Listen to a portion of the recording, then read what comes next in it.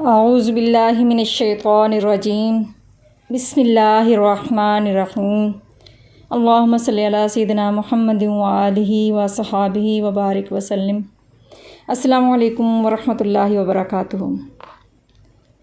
آج ہم سورۃ الاحزاب رکوع نمبر 2 آیت نمبر 11، 12 اور 13 کا لفظی اور با محاورہ ترجمہ پڑھیں گے اور جانیں گے کہ مومنوں کو کس طریقے سے غزوہ احزاب میں آزمایا گیا تھا اور منافقوں کا طرز عمل کیا تھا، یا عام طور پر منافقوں کی حرکتیں کیسی ہوتی ہیں۔ تو چلیں آئیں شروع کرتے ہیں۔ بسم اللہ الرحمن الرحیم۔ ہنالک، وہاں اس جگہ، ابتلیہ آزمائے گئے، مؤمنون مومن، وزلزلوا اور ہلائے گئے، زلزالاً جھنجھوڑنا یا ہلانا، شدیداً سخت۔ وہاں مومن آزمائے گئے اور سخت طور پر جھنجھوڑے اور ہلائے گئے۔ زلزالاً، زلزلہ کا لفظ جو ہم اردو میں بولتے ہیں وہ عربی سے ہی اردو میں آیا ہے۔ زلزلہ ہوتا ہے نا جب زمین بہت زیادہ لرزتی ہے شدید طور پر۔ شدید کا لفظ بھی عربی سے ہی اردو میں آیا ہے، اور اردو میں بھی ہم شدید کا لفظ ایسے ہی بھی استعمال کرتے ہیں، اور اس کے معنی کو سخت کو بھی ہم استعمال کرتے ہیں، کسی سخت کیفیت کے لیے استعمال ہوتا ہے۔ اور اس جب یقولو کہتے تھے، منافقون منافق لوگ، قول کا لفظ بھی ہم اردو میں استعمال کرتے ہیں بات کے لیے، کہنے کے لیے، اور منافقون منافق کی جمع ہے، منافق کا لفظ بھی ہم اردو میں ایسے ہی استعمال کرتے ہیں۔ والذین، اور وہ لوگ، فی قلوبہم، کہ ان کے دلوں میں، فی میں قلوبی قلب کی جمع ہے، ہم ان کے، مرض بیماری ہو۔ مرض کا لفظ ہم اردو میں بھی اسی طرح سے استعمال کرتے ہیں بیماری کے لیے۔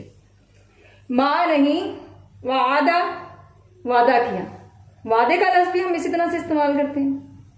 نہ ہم سے، اللہ نے، ورسولہ، اور اس کے رسول صلی اللہ علیہ وآلہ وسلم نے، اللہ سوائے غروراً، دھوکے کا۔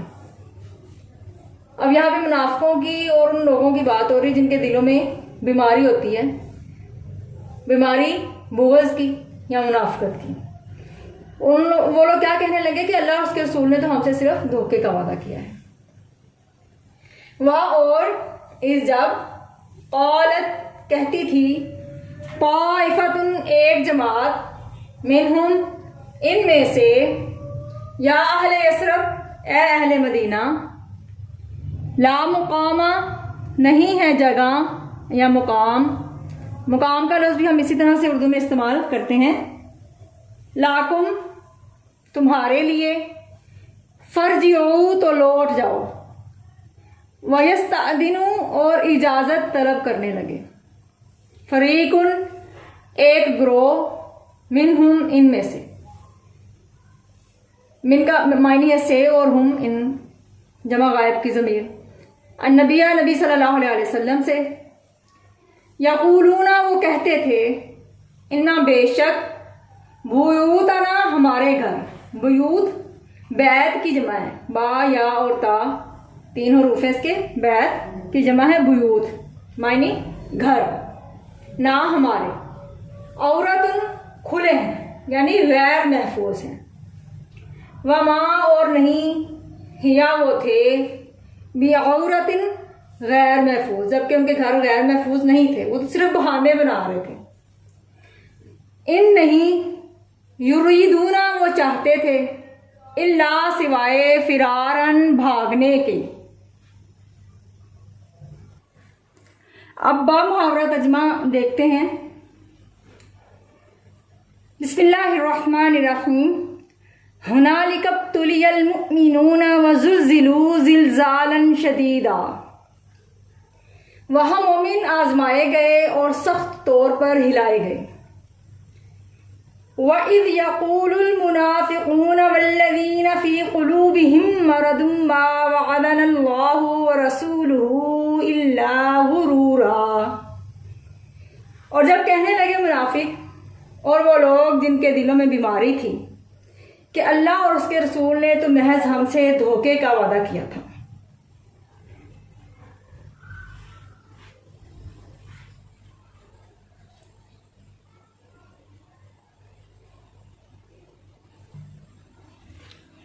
وَإِذْ قَالَتْ طَائِفَةٌ مِّنْهُمْ يَا أَهْلَ يَثْرِبَ لَا مُقَامَ لَكُمْ فَارْجِعُوا،